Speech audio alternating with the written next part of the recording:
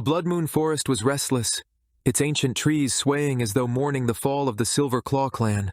Victory, howls from the Blood Moon wolves echoed across the dense woodland, blending with the crackle of bonfires that lit up the ceremonial grounds. The air smelled of blood, smoke, and bitter triumph. Ethan stood on a jagged stone ledge overlooking the gathering. The alpha of the Blood Moon clan, he radiated authority, his maroon eyes glowing in the firelight. His black hair hung loose over his sharp features, casting shadows that made him look more beast than man. Around him, his warriors roared and celebrated, but Ethan's gaze was fixed on the lone figure at the center of the circle. Alex. Kneeling on the cold, rough ground, Alex Silverclaw was bound with heavy chains, his wrists raw and bleeding. His silver hair was matted with dirt and sweat, a few crimson streaks betraying the injuries he had suffered during the battle. But his blue eyes blazed with defiance, refusing to bow even in defeat. Ethan stepped forward, his boots crunching against gravel as the crowd hushed. He raised a hand, and the murmurs ceased entirely. "Alex Silverclaw," Ethan said, his deep voice cutting through the silence like a blade. "Your clan is no more. Your warriors lie defeated. Your father, your proud leader, is gone. And now, you kneel before me." The words hit Alex like a blow, but he refused to flinch. He clenched his jaw, staring up at Ethan with nothing but hatred. "You call this victory?" He spat. "Slaughtering my people, destroying our lands, this is no triumph. This is barbarity." Ethan's expression remained cold, but there was something in his eyes that flickered briefly, something only Alex caught before it disappeared. He crouched down, his maroon eyes meeting Alex's. "This is survival. And if you care for what's left of your clan, you'll listen closely." Alex's lips pressed into a thin line, his silence enough of an invitation for Ethan to continue. "Your father begged for their safety," Ethan said, his tone low but laced with authority. "He promised anything, and this is what I asked for, you." The weight of the words hung in the air, heavy and suffocating. Alex's heart raced, anger and disbelief warring within him. "You think you can make me your prisoner? Your trophy? I'd rather die." Ethan's smirk was humorless. "Death would be a mercy, and I'm not in the business of granting those. Your life now belongs to me, Alex. If you resist, if you try to fight, your people will suffer the consequences." Alex's breath hitched. He hated the vulnerability creeping into his chest, the reminder that he wasn't just fighting for himself, he was fighting for the remnants of Silver Claw. "You're a monster," he whispered. "Perhaps," Ethan replied, turning to address his warriors. "Take him." The journey to the Blood Moon clan's heartland was grueling. Alex was dragged through dense, unwelcoming forests, his chains rattling with every step. The Blood Moon wolves laughed and taunted him, their words biting harder than the frigid air. "Look at him," one sneered, a bulky man with a scar down his cheek, the mighty Silverclaw Alpha reduced to a chained pup. Another chimed in, his voice dripping with mockery. "Bet he thought he'd win, thought he could take on the Blood Moon." "Pathetic." Alex gritted his teeth, refusing to give them the satisfaction of a response. His body ached from the battle, his shoulders burning from the weight of the chains, but he kept his head high. No matter how much they tried to break him, he wouldn't let them see his pain. Ethan walked ahead of the group, his back straight and his stride purposeful. He didn't join in the taunts, but his silence was just as cutting. Alex's rage boiled beneath the surface. Every step closer to the Blood Moon territory felt like another piece of his pride being stripped away. As they entered the Blood Moon grounds, Alex's senses were assaulted by the overwhelming hostility in the air. The wolves who weren't part of the raiding party came out to watch, their eyes filled with malice and curiosity. Whispers followed him, snatches of conversation piercing his ears. "Is that him? The Silverclaw Alpha? They should have killed him. Why bring him here? An Alpha turned prisoner? How humiliating."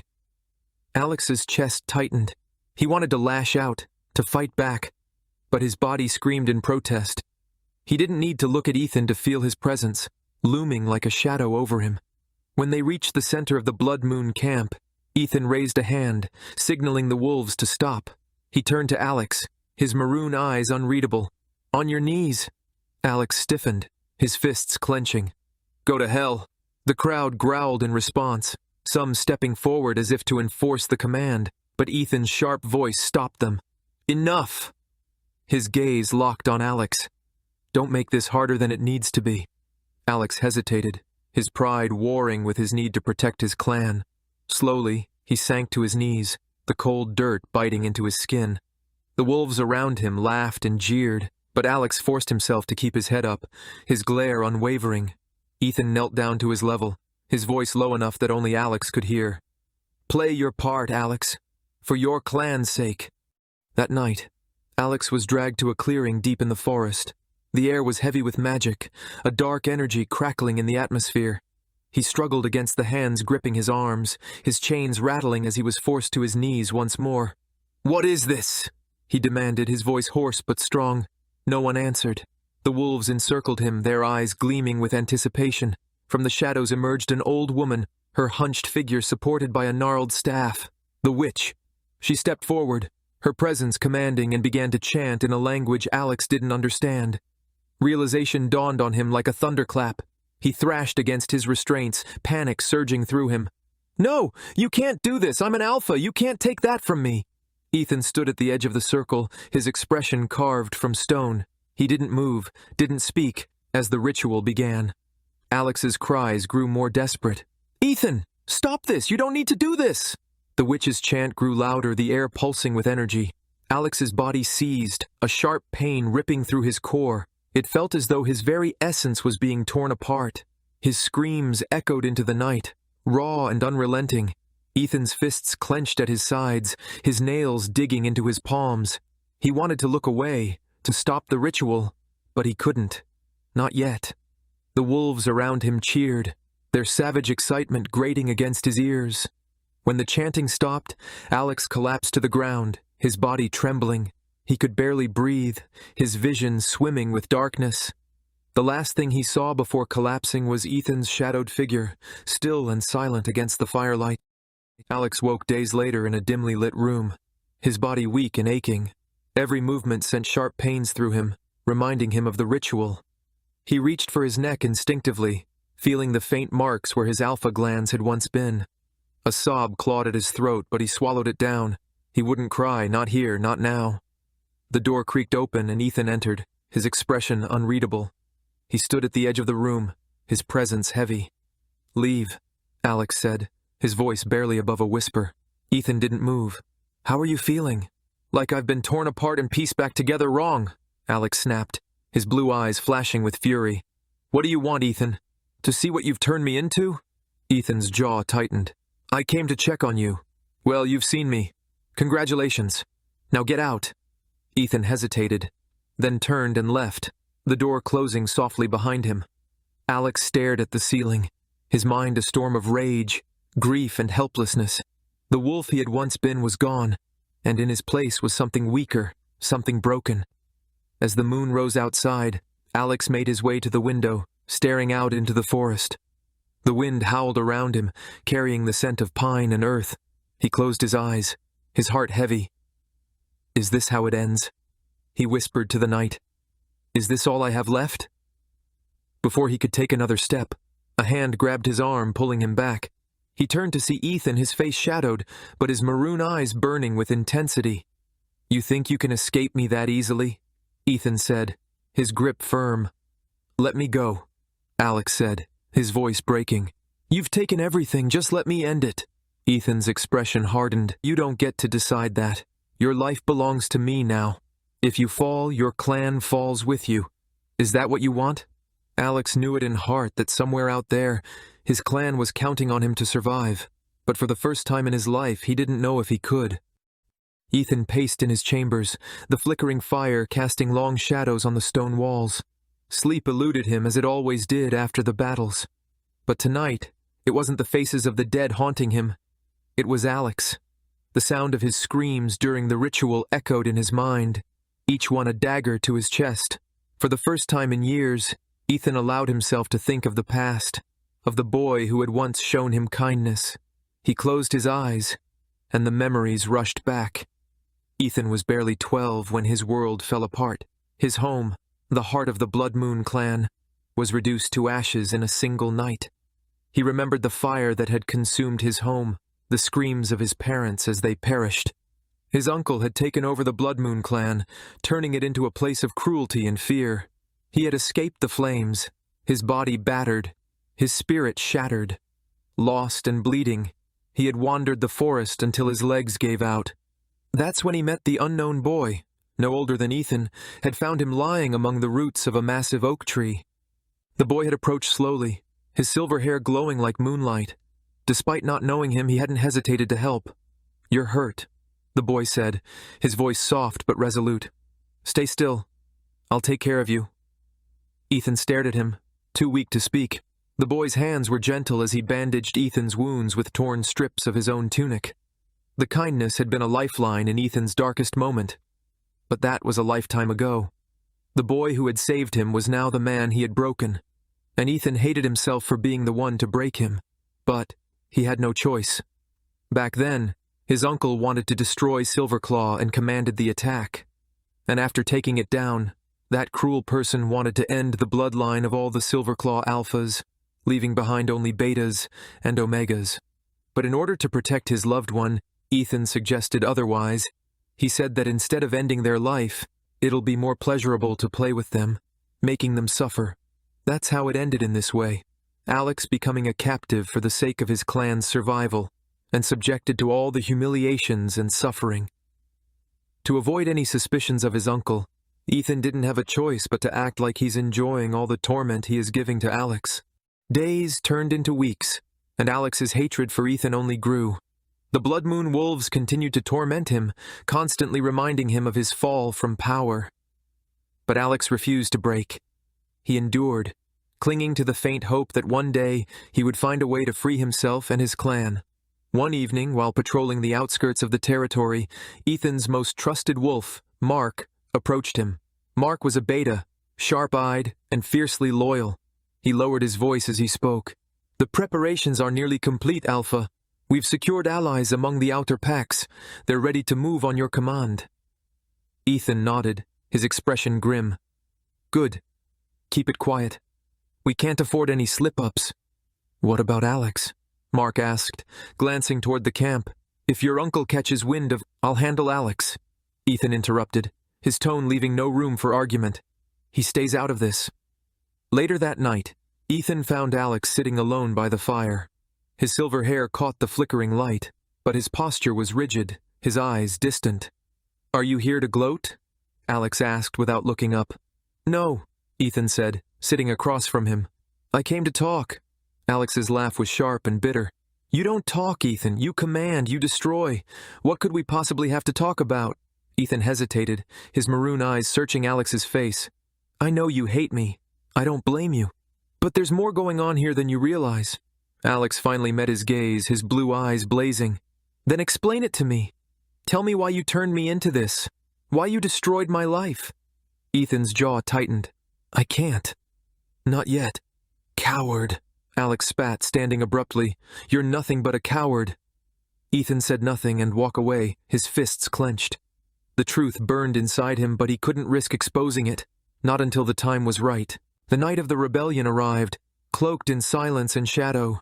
Ethan's loyal wolves struck swiftly, their attacks coordinated and ruthless. They moved through the Blood Moon camp like specters, taking out guards and securing key positions.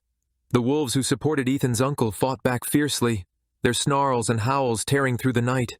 Ethan led the charge, his movements precise and deadly. His maroon eyes glowed with the fire of determination as he cut through his enemies. Every strike brought him closer to his goal, his uncle. Alex, confined to his quarters, sensed the chaos outside. The distant sounds of battle set his heart racing. He knew something was happening, but he didn't know what. Mark burst into Alex's room, his face streaked with blood. "Get up, you're coming with me." Alex narrowed his eyes. "Feels like I don't want to?" Mark grinned, a wild glint in his eyes. "You don't have a choice. Ethan's orders." Reluctantly, Alex followed. They navigated through the chaos, the air thick with the scent of blood and smoke. As they approached the central clearing, Alex's heart sank. Ethan's uncle stood at the center, his massive frame towering over a group of loyal wolves. When Ethan appeared, his uncle's laughter echoed through the clearing. "So, the boy finally shows his fangs. Did you really think you could overthrow me, nephew?" Ethan's voice was calm but deadly. "Your time is over. Step down or I'll make you." The older alpha snarled, baring his teeth. You're nothing but my weapon. That's why I spared your life and kept you. You'll never be strong enough to lead this clan." The two alphas clashed, their movements a blur of claws and fangs. The fight was brutal, each strike shaking the ground beneath them. Ethan's uncle was stronger, his experience giving him an edge, but Ethan fought with the ferocity of a wolf protecting his pack. In the midst of the battle, Alex spotted an opening. One of Ethan's uncle's wolves lunged toward Ethan's blind side, baring his claws and fangs in a fierce attack. Without thinking, Alex sprang forward, tackling the attacker. Claws sliced across his arm, but he ignored the pain, his instincts taking over. Ethan's eyes flicked to Alex for a split second, a flash of surprise and gratitude breaking through his focus. It was all he needed. With a final, powerful strike, Ethan brought his uncle to the ground, his claws at the older alpha's throat. "Do it," the uncle hissed, blood dripping from his mouth. "Kill me if you think you're strong enough." Ethan hesitated, his breathing ragged. But then he drove his claws deeper, ending his uncle's reign in a single, decisive motion. The sun was rising as the Blood Moon clan gathered to witness the aftermath. The battle was over, the rebels victorious. Ethan stood before his wolves, his maroon eyes scanning the crowd. The weight of his new role pressed heavily on his shoulders. "I am your alpha now," Ethan declared, his voice steady. "The days of tyranny and bloodlust are over. We will rebuild, not as Blood Moon or Silverclaw, but as one pack. Together, we are stronger." There were murmurs of uncertainty, but a few wolves stepped forward, their expressions hopeful. Slowly, others followed, their howls of approval growing louder. Alex stood at the edge of the crowd, his arm bandaged from the fight. His blue eyes met Ethan's, and for the first time there was no hatred, only a guarded curiosity. Later, Ethan found Alex by the river. The tension between them was palpable, but Ethan spoke first. "You didn't have to save me." Alex shrugged. "Call it instinct, or stupidity." Ethan chuckled softly, though his expression quickly grew serious. "I owe you an apology, for everything. I had to keep you close, to keep you safe while I worked to bring my uncle down. I know I've hurt you, Alex, more than anyone else, but it was the only way. I never wanted to hurt you," he said. "Everything I did was to protect you, to protect us." Alex stared at him, his blue eyes cold. "And what about my pain, my pride, my identity? You destroyed me." Ethan lowered his head. "I know I can never undo what I've done, but I swear, from this moment forward I will spend every day making it right." Alex stared at him, his emotions warring. Under Ethan and Alex's leadership, the newly formed Eclipse clan flourished. They worked tirelessly to mend the rift between their wolves, forging a pack built on trust and unity. Though the scars of the past remained, they served as reminders of the strength it took to overcome them. One night, as the moon hung low and the forest whispered with the promise of peace, Ethan and Alex stood side by side, their bond unspoken but unbreakable. "You know," Alex said, his lips quirking into a rare smile, "you're not as terrible as I thought." Ethan smirked. "And you're more stubborn than I remembered." They shared a quiet moment under the moonlight. For the first time in years, the howls that rose from the forest were not of pain or war, but of hope. And beneath the eclipsed moon, two hearts beat as one, their pasts behind them and their future stretching endlessly ahead.